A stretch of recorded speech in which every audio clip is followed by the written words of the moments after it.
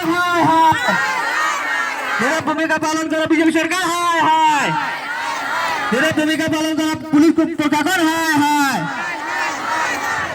We want justice. Justice, justice, We want justice. justice, justice. No justice, no rest. No. Magic न्याय लगे. न्याय लगे, न्याय लगे. चांदा magic न्याय लगे. न्याय लगे, न्याय लगे. चांदा magic न्याय लगे. মোৰ মৃত্যুৰ যিটো ঘটনাৰ কাৰণে আজি আমি ইয়াত থিয় হৈছোঁ এই ঘটনাটো এটা হত্যাকাণ্ড বুলি ৰাইজ প্ৰতীয়মান গৈছে পৰিয়ালৰ মানুহ প্ৰতীয়মান গৈছে কাৰণ চান্দা মাজিক 2 তাৰিখৰ দিনাখন যি ধৰণে বিষ পান কৰাই তেওঁ স্বামী বা তেওঁৰ পৰিয়ালৰ লোকে বিষ পান কৰালে আৰু তেওঁ ভাল কোনো চিকিৎসা নিদিয়াকৈ মানুহগৰাকী মৃত্যুমুখত পৰিলে তেওঁৰ পৰিয়ালৰ লোকক কোনো খা খবৰ নিদিলে আৰু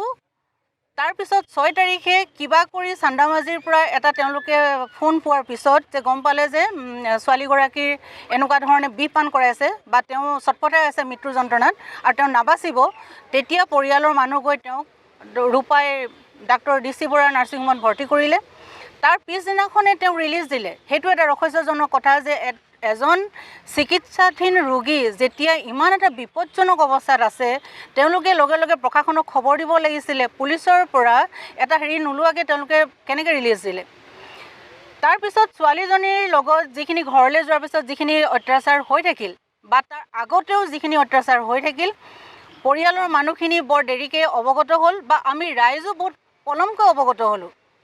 কথা হ'ল এই যে মৃত্যুৰ ঘটনাবোৰ হ'ল আৰু যিগৰাকী ছোৱালীৰ মৃত্যুৰ কাৰণে চান্দামাজিৰ মৃত্যুৰ বাবে আজি আমি থিয় হৈছোঁ আটাইতকৈ দুখৰ কথা কি যে ছোৱালীগৰাকীয়ে অকণমানো এই যন্ত্ৰণাত এই বিষ পান কৰাৰ যন্ত্ৰণাত থকাৰ পিছতো ছোৱালীজনীয়ে কাৰোৰ পৰা এষাৰি ভাল মাত নাপালে অকণমান চিকিৎসা তেওঁ নাপালে তেওঁ ছটপটাই এগৰাকী বোৱাৰীৰ মৃত্যু হ'ল তাকো ডুমডুমাত যেতিয়া আমি প্ৰতিবাৰে কৈ আছোঁ যে বোৱাৰী ছোৱালীৰ যি ওপৰত যি নিৰ্যাতন যিবোৰ ঘটনা হৈ আছে বন্ধ হওক তাৰ পিছতো আমি এইটো নকওঁ যে পুলিচ প্ৰশাসন একেবাৰে নিষ্ক্ৰিয় হৈ বহি আছে কিন্তু তেওঁলোক যি ধৰণে সচেতন হ'ব লাগিছিলে সক্ৰিয় হ'ব লাগিছিলে সেই সক্ৰিয়তাটো আমি দেখা নাই যোৱা 2 বছৰ পূৰ্বে আমাৰ গৈপানী গাঁৱৰ নিবাসী আমাৰ কি আছিল তোৰ মাঝিটো গোপাল মাঝিৰ জীয়ৰী এটা সামাজিক নীতি নিয়মৰ দ্বাৰা আমাৰ বিশাকপি চাহ বাগিচা 3 নং লাইনৰ সুনীল বাগৰ জ্যেষ্ঠ পুত্ৰ বিনোদ বাগৰ সৈতে বিবাহ সম্পন্ন হৈছিলে আৰু যোৱা 2 বছৰত তেওঁলোকৰ পৰিয়ালৰ মাজত কি বিবাদ আছিলে কি না সেইখিনি আমি নাজানো কিন্তু এটা কথা যে যোৱা এপ্ৰিল মাহৰ 2 তাৰিখে এই ছোৱালীজনী বিষ পান কৰিছে বুলি বা বিষ খুৱাইছে বুলি আমি বিশেষ সূত্ৰে আমি গম পালোঁ আৰু আমি জানিব পাৰিলোঁ যে এই ছোৱালীগৰাকীক ডক্টৰ DC বৰা নাৰ্ছিং হোমত এডমিট কৰোৱা হৈছিলে বচাবৰ কাৰণে কিন্তু এটা ৰহস্যজনক কথা যে এই ছোৱালীজনীক সেইদিনাখনেই বোলে মেডিকেল ট্ৰিটমেণ্ট কৰি আৰু ডক্টৰে ঘৰলৈ উভতাই পঠায় আমি আপোনালোকৰ জৰিয়তে এইটোৱে চিকিৎসা বিভাগক প্ৰশ্ন কৰিব বিচাৰিছোঁ যে এগৰাকী চিৰিয়াছ পেচেণ্টক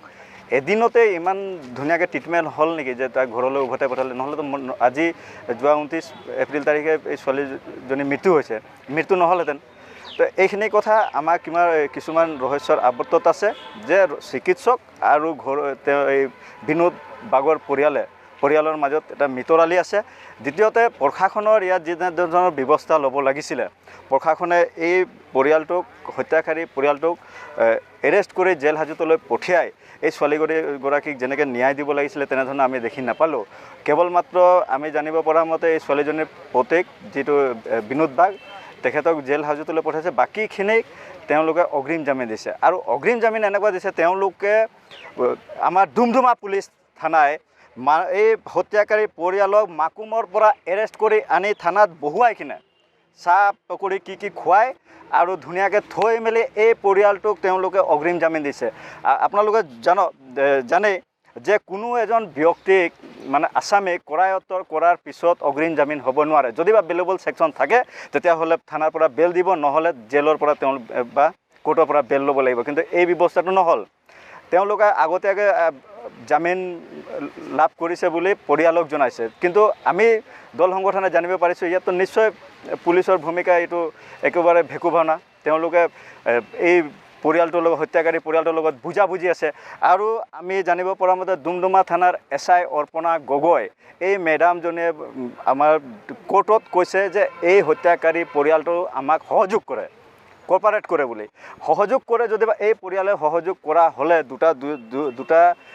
দুটা বছৰত এই চান্দা মাঝিৰ যদিবা এই বিনোদ বাগৰ লগত বা তেওঁলোকৰ ঘৰুৱা কিবা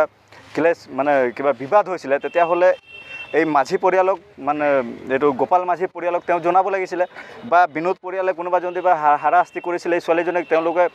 দাবী ধমকি দিব লাগিছিলে ভালকৈ থাকক বুলি এইবিলাকতো কৰা নাই এইবিলাকহে সহযোগ হয় এইবিলাকহে কোঅপাৰেট হয় এই SI গৰাকী কেনেকৈ চালে যে তেওঁলোকে কোঅপাৰেট কৰে কাৰণ কোনোবা সময়মতে উপস্থিত হোৱাই মানে কোঅপাৰেট কৰা নেকি কিন্তু ছোৱালীজনীক বচোৱাৰ ক্ষেত্ৰত বা ন্যায় দিয়াৰ ক্ষেত্ৰত আমি দেখিছোঁ পুলিচ প্ৰশাসনৰ ভূমিকা একেবাৰে নিষ্ক্ৰিয় বুলি নহয় সেই হত্যাকাৰী পৰিয়ালৰ লগত তেওঁলোকে মিতৰালি কৰিছে গোপন বুজাবুজি আছে